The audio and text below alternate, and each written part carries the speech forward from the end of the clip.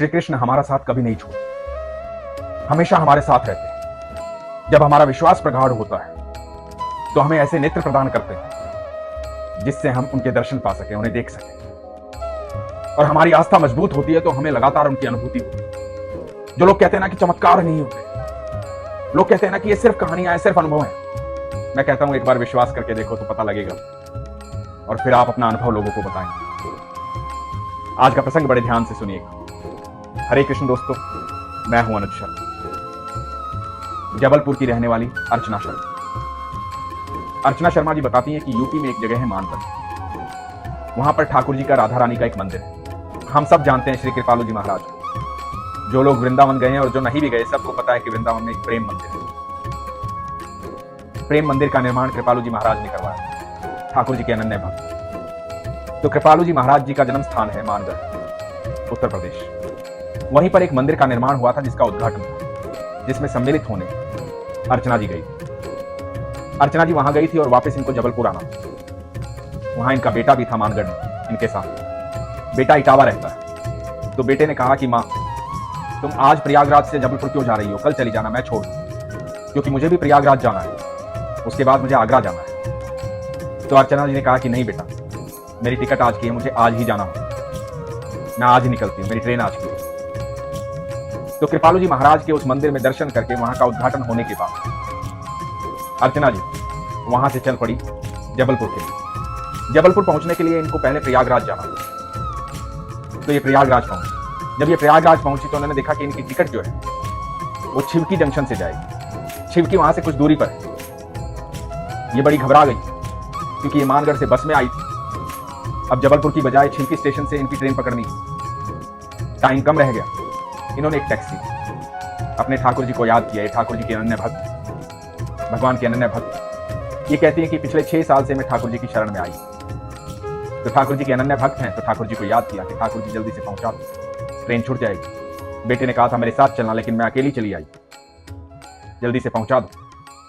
लेकिन छिवकी स्टेशन तक पहुंचते पहुंचते काफी देर हो गई। रास्ते में बहुत ट्रैफिक था। जब छिवकी स्टेशन पर पहुंची और प्लेटफॉर्म पे पहुंची तो वहां अनाउंसमेंट चल रही थी इनकी ट्रेन के बारे में कि इनकी ट्रेन छूटने वाली है, वहां से चलने वाली, जबलपुर के लिए रवाना हो। ये घबरा गई। अब करे क्या? पता किया कि ट्रेन जो है वो 6 नंबर प्लेटफॉर्म पे और ये 1 पर खड़ी। सामान उठाया, 6 नंबर की तरफ जाने लगी। इनको लगने लगा था कि ट्रेन छूट जाएगी। लगातार ठाकुर जी को याद कर रही है, ये ठाकुर जी मेरी ट्रेन मिल जाए, हे ठाकुर जी मेरी ट्रेन मिल जाए।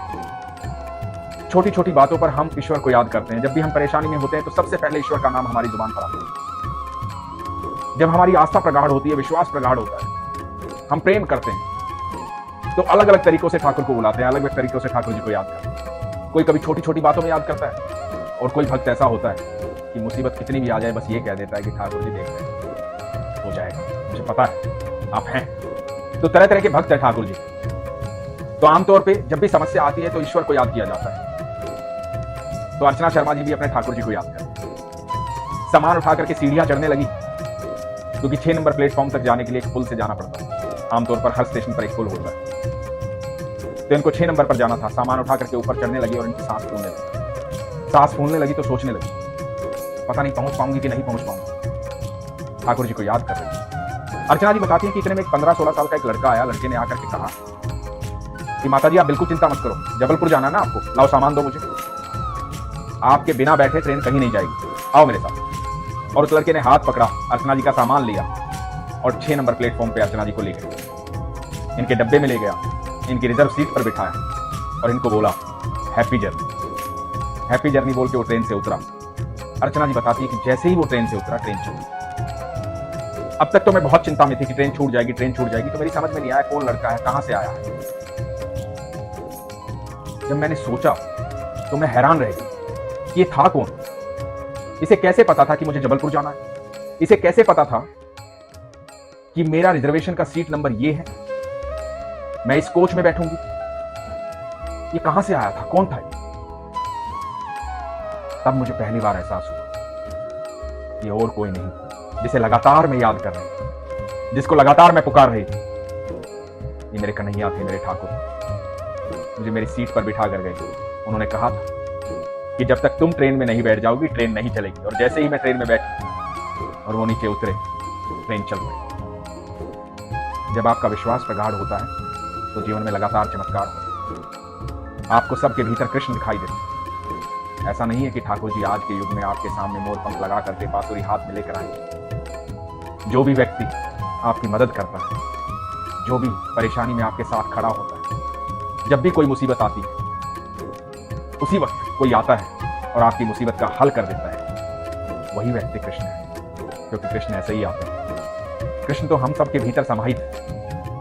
ठाकुर जी ने श्रीमद् भगवद गीता में कहा है कि तू सबके भीतर मुझे देख, मैं सबके भीतर समाहित हूं। दोस्तों, जब हम सबके भीतर कृष्ण को देखेंगे, सबके भीतर ठाकुर जी को देखेंगे, तो यकीन मान ये अनंत ब्रह्मांड जो है ये हमें कभी परेशान नहीं होने देगा। क्योंकि हर जीव के भीतर कृष्ण है। जब हमें चारों तरफ कृष्ण दिखाई देंगे तो हम कभी घबराएंगे नहीं, डरेंगे नहीं, कभी हारेंगे नहीं। क्योंकि हमें पता है कि हमारे ठाकुर जी हर पल हमारे साथ सबके भीतर है। जब भी मैं डरूंगा, घबराऊंगा, तो तुरंत मेरे ठाकुर जी बोल देंगे, क्यों घबरा रहा है, मैं हूं ना तेरे साथ। ठाकुर जी हर पल हमारे साथ रहते हैं, हर क्षण हमारे साथ रहते हैं। बस हमारा विश्वास होना चाहिए। और विश्वास आपको वो नेत्र देता है जिससे आपको दिखाई देते हैं अपने ठाकुर जी। विश्वास और आस्था आपके अंदर वो ऊर्जा पैदा करती है जिससे सारी नकारात्मक ऊर्जा नष्ट हो जाती है। इसलिए हमेशा कहता हूं, कुछ हो ना हो, विश्वास होना चाहिए। सिर्फ विश्वास रखिए और देखिए पल प्रतिपल चमत्कार। आपके जीवन में इतनी अनुभूति होंगी, इतने अनुभव होंगे, आपने कभी कल्पना भी नहीं की हो। आपका जीवन सरल हो जाएगा, सहज हो जाएगा। और मैं तो हमेशा एक ही बात कहता हूं, आपको जगह जगह झुकने की जरूरत नहीं है, किसी के सामने झुकने की जरूरत नहीं है। क्योंकि जिसके सामने आप झुक रहे हैं ना, वो भी मेरे ठाकुर के सामने झुक रहा है। इसलिए सिर्फ ठाकुर जी की शरण में आइए, मेरे कन्हैया की शरण में आइए और फिर देखिए जिंदगी चमत्कार हो जाएगी। अपने विश्वास को मजबूत रखिए, अपना ख्याल रखिए। हरे कृष्ण।